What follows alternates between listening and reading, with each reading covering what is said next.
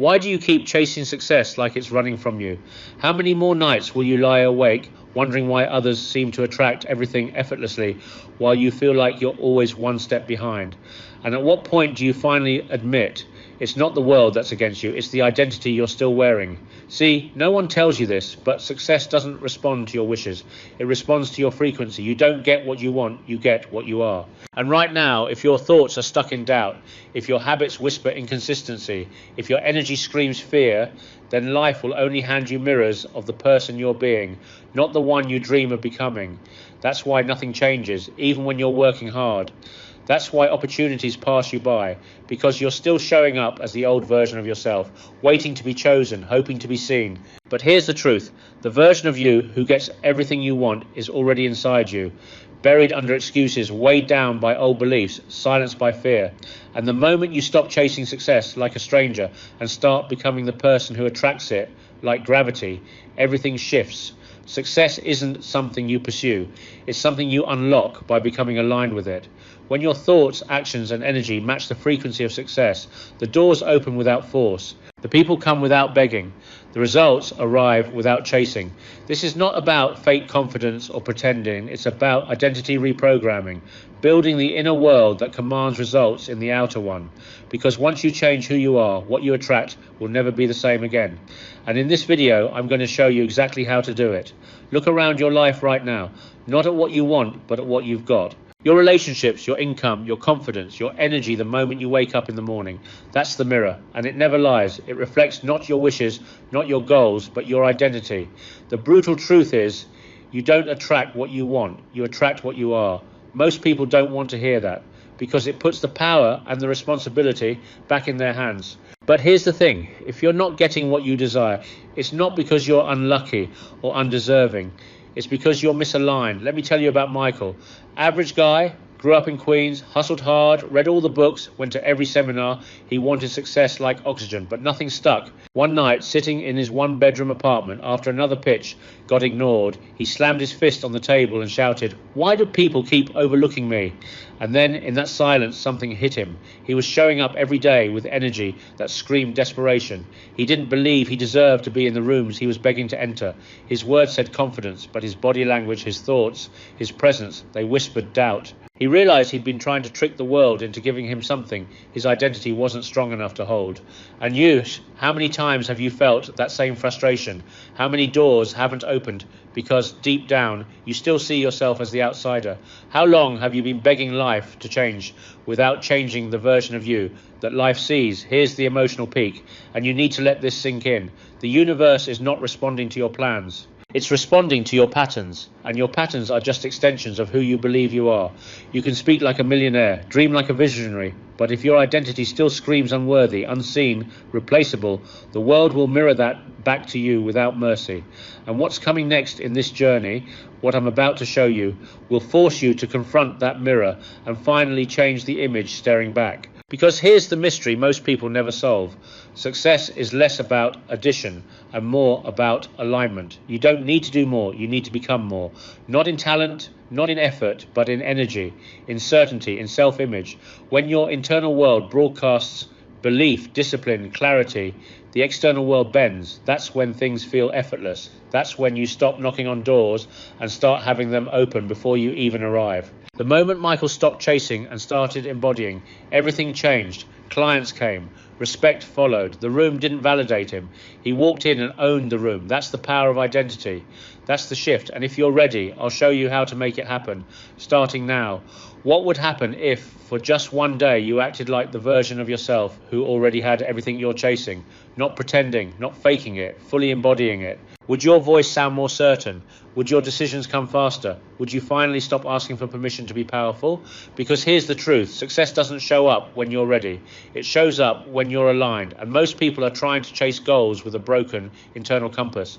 They dream big, but they move like they're still stuck. They speak of confidence, but their energy tells a different story.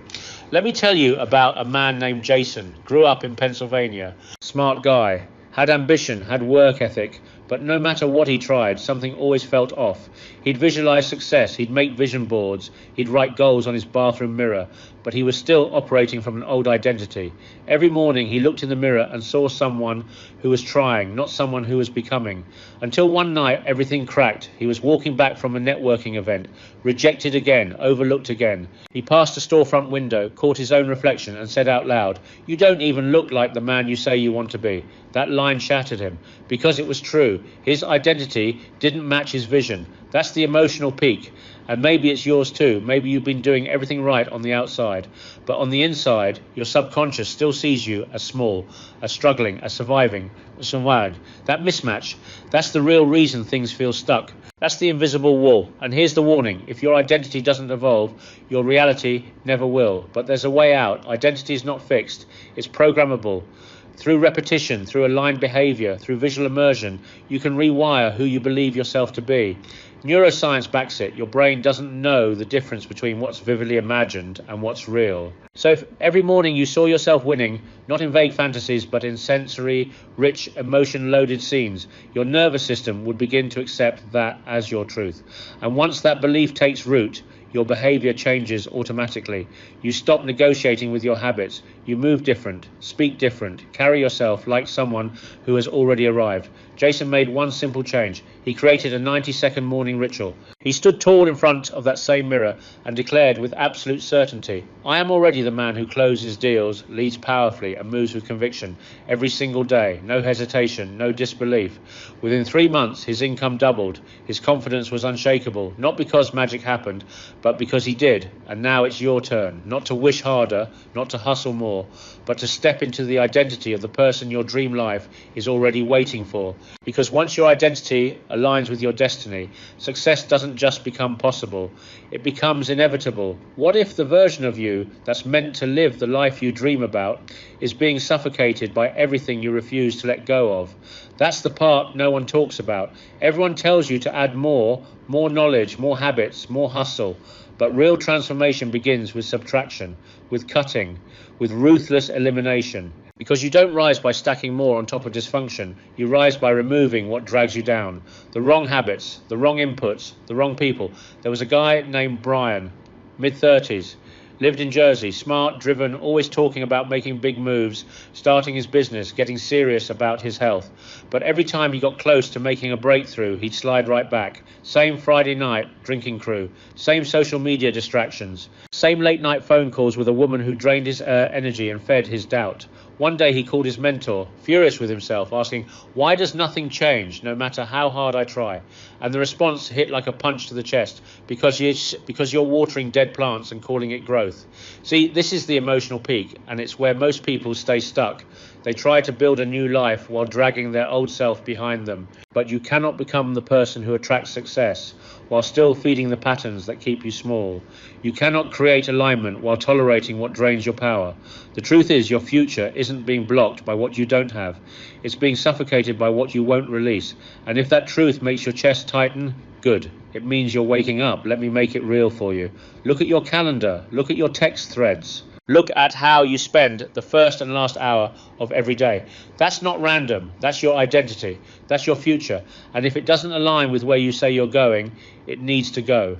This isn't about being cold. It's about being clear. Clear enough to say, if it costs me my peace, my discipline, my clarity, it's too expensive. Brian made a decision. One Sunday, he did what he called a life audit, deleted contacts, cancelled subscriptions, muted noise, replaced every passive routine with something intentional. It wasn't flashy, it was quiet. But 3 months later, his business had clients, his mornings were locked in, and the woman who once drained his energy was replaced by someone who elevated it. He didn't add more, he just stopped tolerating less. So I'll ask you this. What are you still carrying that your future self would have left behind? What are you keeping in your life because it's familiar, even though it's fatal to your potential? The next level doesn't come with more clutter. It comes with clarity.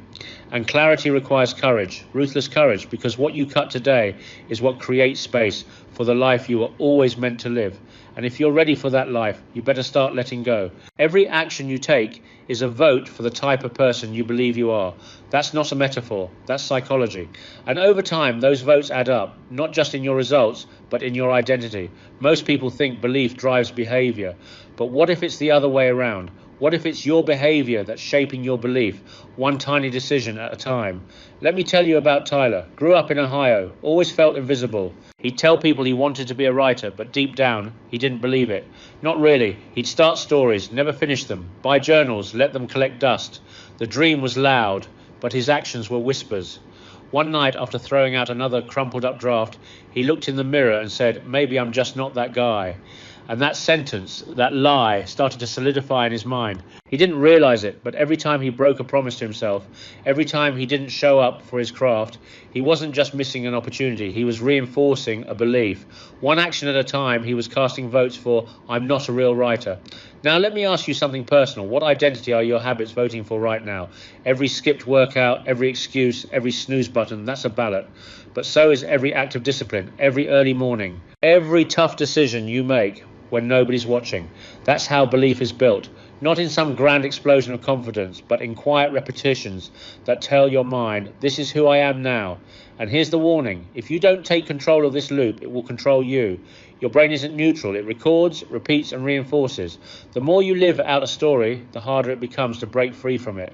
But here's the turning point. Tyler didn't change because he got inspired. He changed because he got consistent. 1 paragraph a day. That was it. No pressure, no perfection, just one honest act of alignment.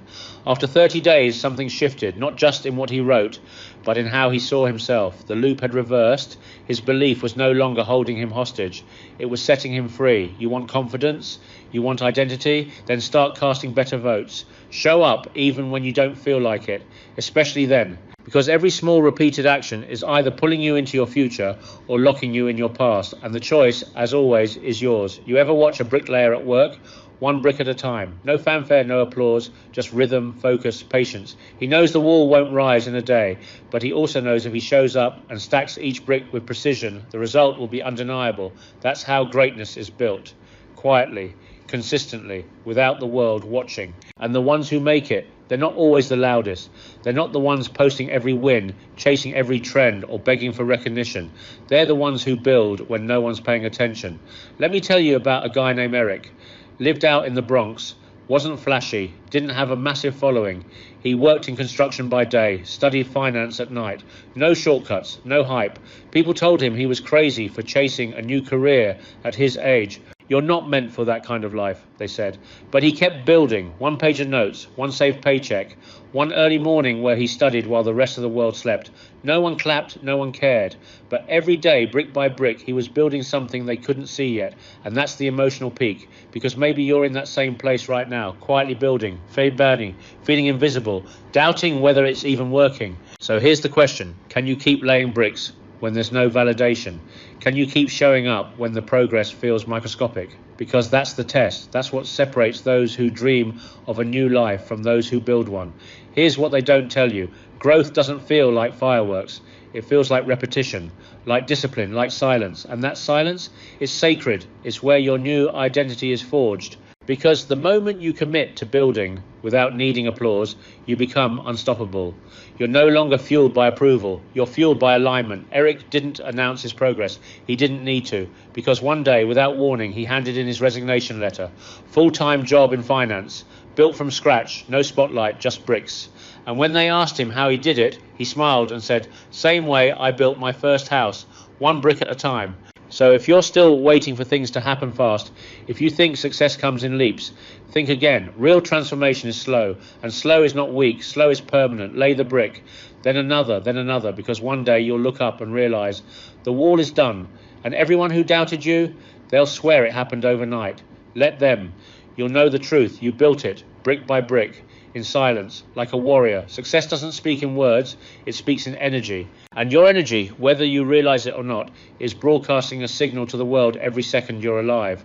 You walk into a room and people feel you before they hear you, not because of what you say, but because of what you carry. The question is, what are you radiating? Power? Clarity? Chaos? Doubt? There was a woman named Emily, Brooklyn native, brilliant mind, sharp talent, but always overlooked. She had the skills, the ideas, the ambition, but every opportunity slipped through her fingers. One day, after yet another pitch fell flat, her mentor pulled her aside and asked, "What state were you in when you walked in that room?" She paused. She'd never thought about it, but then it hit her. She'd walked in with tension, insecurity, mental noise, and that energy, it drowned out everything else. Here's the emotional peak. You can have all the knowledge, the connections, the preparation, but if your state is off, your message won't land, your presence won't stick, and your moment will pass.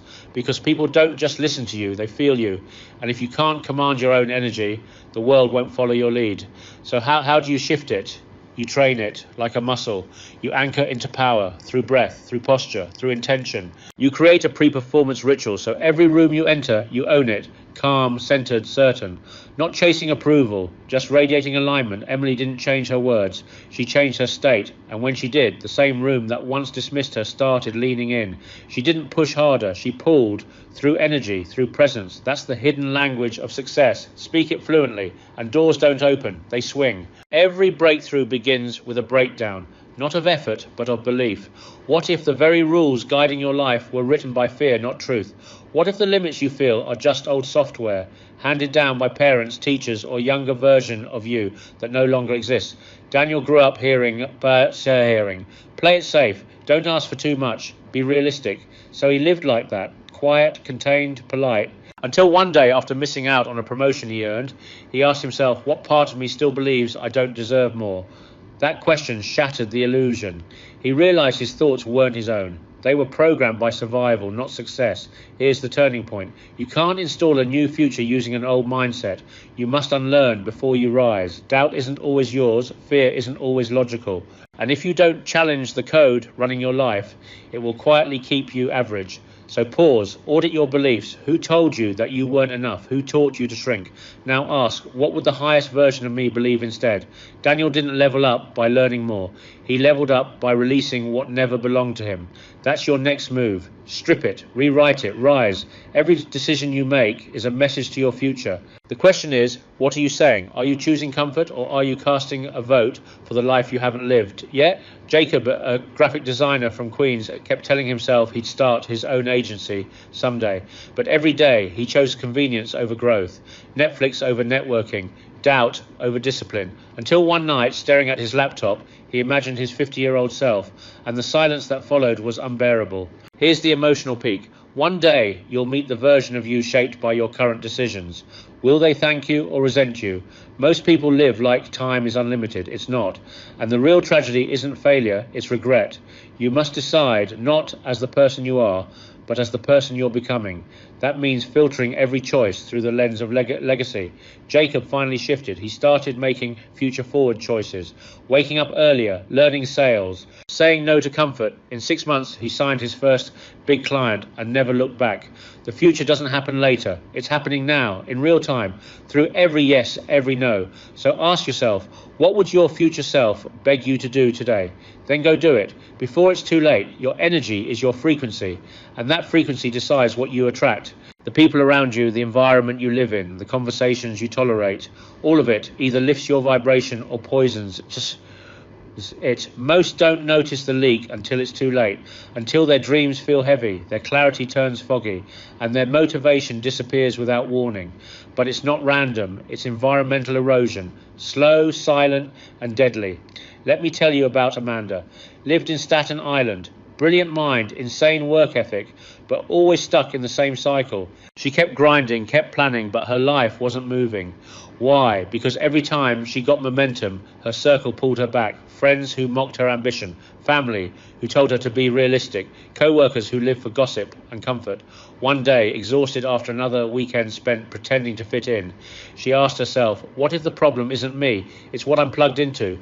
Here's the emotional peak. Your energy is sacred, and if you don't protect it, you will attract people, patterns, and problems that match your weakness instead of your power. So Amanda made a change. She stopped answering every call. She swapped noise for silence. She filled her room with books, affirmations, mentors, real or virtual, who fed her vision, not her doubt. Her life didn't explode overnight. It elevated quietly, and it stayed elevated. That's the truth nobody wants to face. You can have the right mindset, but if your environment is out of alignment, it will break you. So audit your circle, clean your inputs, guard your frequency like your future depends on it, because it does. Who you surround yourself with isn't a casual choice. It's a contract with your destiny. Choose wisely or get chosen by default.